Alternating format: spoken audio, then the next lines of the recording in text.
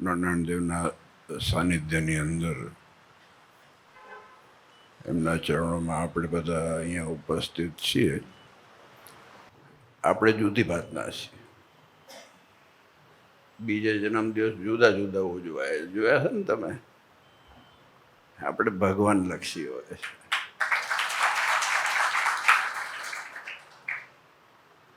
અમારા વચ્ચે સંતો જોડે વાત થતી હતી તો પછી કે તમારો જન્મદિવસ ખોટા વખાણો કરીને ક્યાં સુધી હલાવવાના. જે છે એ તો છે જ.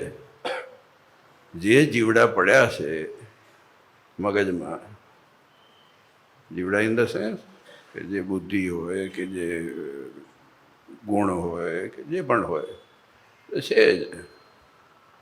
હું તમારા કરું ને તમે અમારા કરો ને મેલો ને આ બધી વસ્તુ બાજુ મૂકીને આપણે ભગવાનનું કામ કરવાનું છે. અને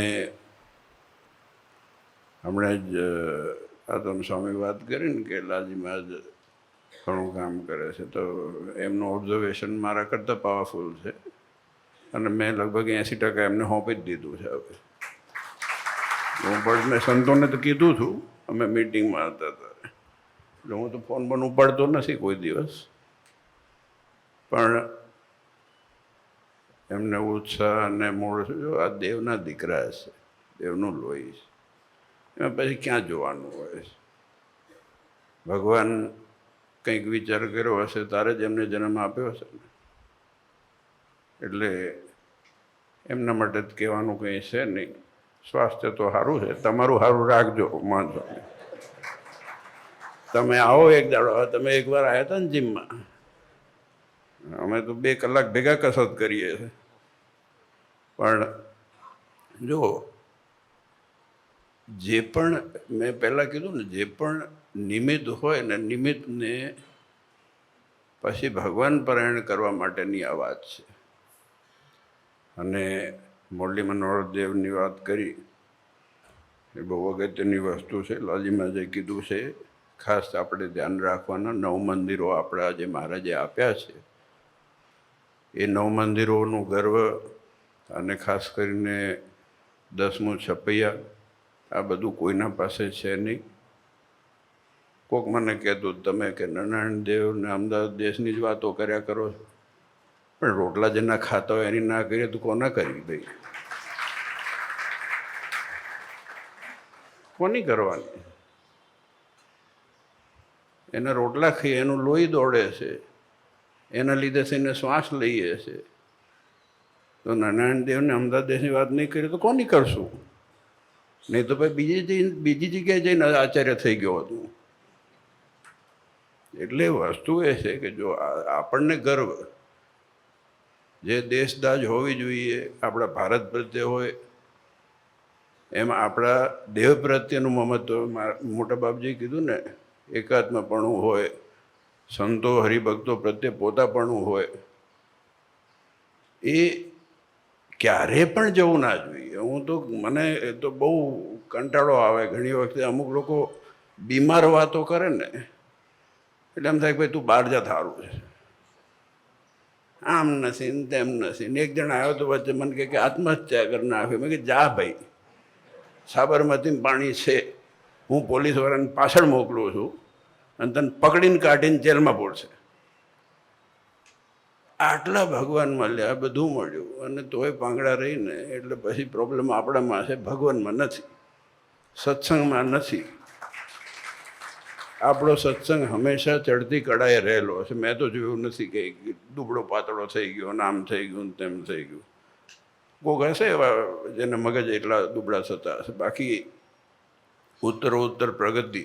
તમે વિચાર કરો કે બાપુજી, દેવેન્દ્ર પ્રસાદ દાદા, વાસુદેવ પ્રસાદજી દાદાથી લઈને મોટા બાપજી, આપણે દ્વિશતાબ્દીથી જે પણ આ બધા આમાંથી વડીલ સંતો બધા છે જોડે હતા. એના પછી કેટલા ઉત્સવ, સમય અને આ ને તેને બધું ચાલુ કે દિવસ ઓછું થયું છે. હરિભક્તોમાં એટલો પ્રેમ, એટલી લાગણી સંતોમાં, અને ગામમાં કેટલી ઉન્નતિ ને પ્રગતિ થઈ છે. આમાં તો મને સમજણ જ નથી પડતી ક્યાંથી કેમનું અછત લાગે. એટલે ખાસ તો છે ને, આપણી ખુમારી કોઈ દિવસ ન જાય, આપણા ભગવાનની ખુમારી ન જાય. એનું આપણે ખાસ તકેદારી રાખવાની છે.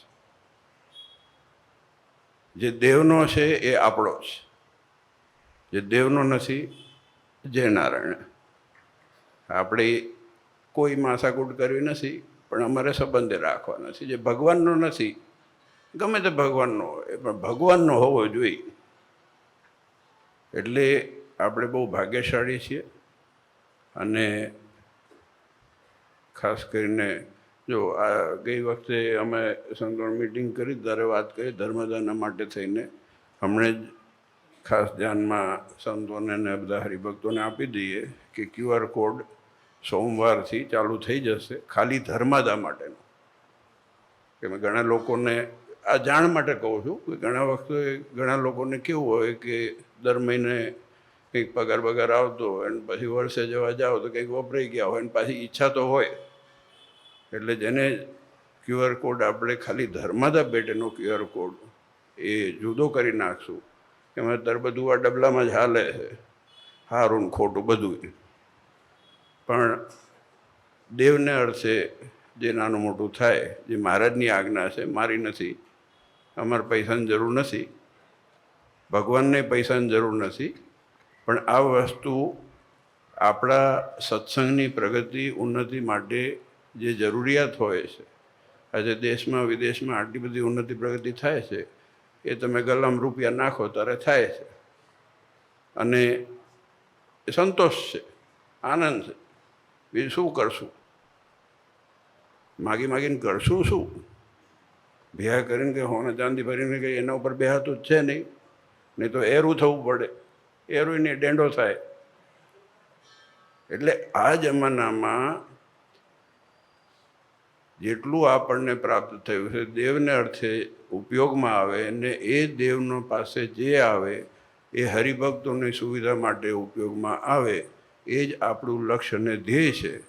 એ પૈકી જ હમણે લાલજીમાં જે વાત કરી કે દીકરીઓ માટે જે પણ શિક્ષણનું હોય કે બીજા કોઈ પણ સત્કાર્ય થતા હોય તો આ બધી વસ્તુ ત્યારે થાય છે.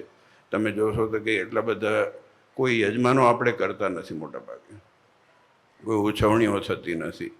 પણ એન્ડ ઓફ ધ ડે જે સેવા હરિભક્તો પ્રેમથી કરે, લાગણીથી કરે, એનાથી આપણે ભગવાનની કૃપા છે. અને આપણે દુબળા છે નહીં, આપણે ગરીબ છે નહીં. ભગવાન જેવો ભગવાન મળ્યો છે. આપણાથી પૈસાદાર કોઈ દુનિયામાં નથી, આપણાથી ધનવાન કોઈ નથી, આપણાથી કોઈ મોટો નથી. કારણ કે ભગવાનનો આશ્રય આપણા પાસે છે અને એની ખુમારી હંમેશા રહે. બાકી લાલજીમાંનો જન્મદિવસ છે તો જઈને કસરત કરશો ને. પણ હું પોતે ગર્વથી એક બાપ તરીકે હું કહી શકું, અને મોટા બાપજી જોઈ રહ્યા છે. મેં તો બધું સાઈડલાઈન કરીને ધીરે ધીરે ઓછું કરીને વધારે જીમમાં જઉં છું. એ ઘણું બધું પ્રવૃત્તિ કરે છે અને ખૂબ ઓબ્ઝર્વન્ટ, અને ભગવાનની કૃપા છે. અને ભગવાન જે એમને ગુણ આપ્યા છે એનો ઉપયોગ સંપ્રદાય માટે કરી રહ્યા છે. તો એ કાયમ કરતા જ રહેવાના હશે. અને હંમેશા સત્સંગને અર્થે કામ થાય. અને એ જ વસ્તુ આપણે આપણા દીકરા દીકરીઓને હવે એમાંથી શીખવાનું છે. શીખવાનું છે કે નહીં? આપણા દીકરા દીકરીઓ ક્યાં છે? વડીલો આવે તો તમારા દીકરામાં આ વસ્તુ આગળ વધારવાની છે ને. 7 પેઢી સુધી તમે જોયું, 8 પેઢી જોયું, બરોબર? એ તમારી 3 પેઢી દેખાડો અમને.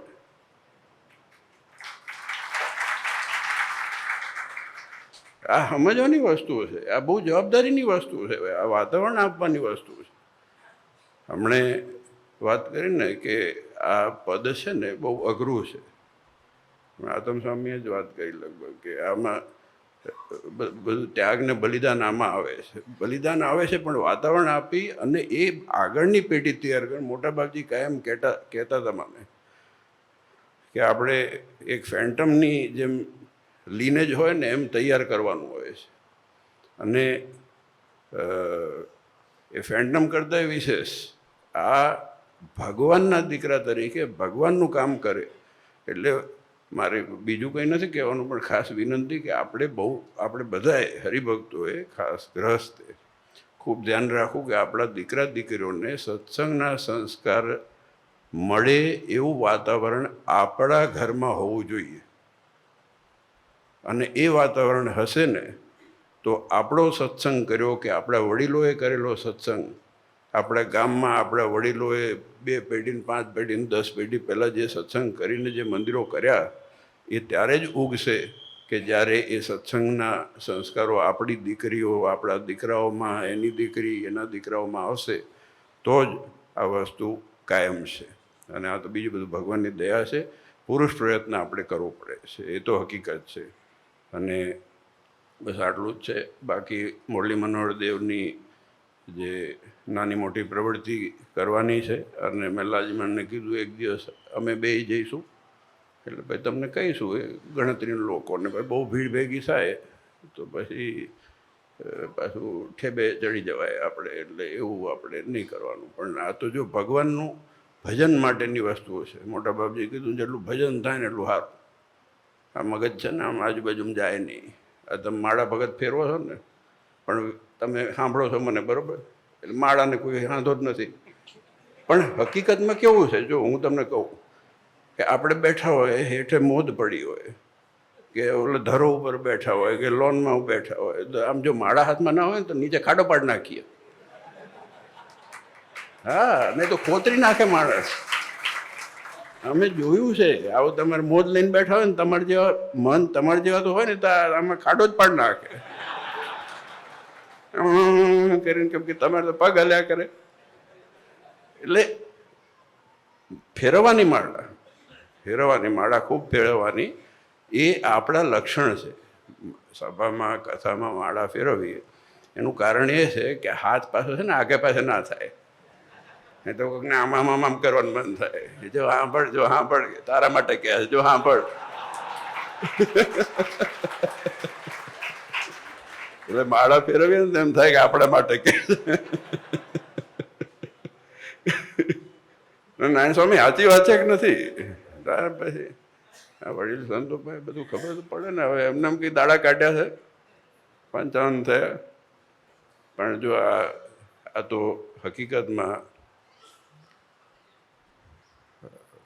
ઉપરથી આવેલા સંસ્કારો છે. મોટા બાપજીના જોડે બેસીને આ બધું સાંભળ્યું છે અને લાજીમાં જે જોડે ને જોડે સાંભળ્યું છે. ને આ બધું બધું ગ્રહણ કરવાની વસ્તુ. અમે વચ્ચે વાત કરતા હતા કે આ માહોલમાં તમારે સંસ્કૃતિ આવી જશે ને તમારે સંપ્રદાયનો ઇતિહાસ સંપ્રદાયના જે ગુણો છે ને આપણા શાસ્ત્રમાં જેટલું લખ્યું છે એ તો સાહજિક રીતે આવી જાય છે. કેમ કે વાતાવરણ છે અને એ બધું પડ્યું હોય સામે એને રોજ સાંભળતા જ હોઈએ. પણ હકીકતમાં જે જરૂર છે ને એ આપણા ઇતિહાસની જરૂર પડે છે. ઇતિહાસ કેવી રીતે આ ઊભો થયો છે અને જે ઇતિહાસ નથી જાણતો, ઇતિહાસ વાગોળવો નહીં. એક જગ્યાએ બહુ સરસ સાંભળ્યું હતું, ઇતિહાસ વાગોળવો નહીં તો સમજી લો ગઈઢા થઈ ગયા. પણ ઇતિહાસ કોઈ દિવસ ભૂલવો નહીં. આપણા વડવાઓએ શું કર્યું છે એ જો યાદ રહેશે અને એ પેટના ઉપર પાટા બાંધીને આપણને સત્સંગમાં કે આપણા 2 રોટલા પૂરા કર્યા છે એ જો યાદ રહેશે તો આ તિલક ચાંદલો જશે નહીં, આ કંઠી છૂટશે નહીં. એ જ રીતે સંતોમાં છે કે એમના વડીલો, એમના ગુરુ હોય, દાદા ગુરુ હોય, એ લોકોએ જેમ સત્સંગના માટે બલિદાન આપ્યું છે એ જ રીતે એ પરંપરા જાળવી રાખે.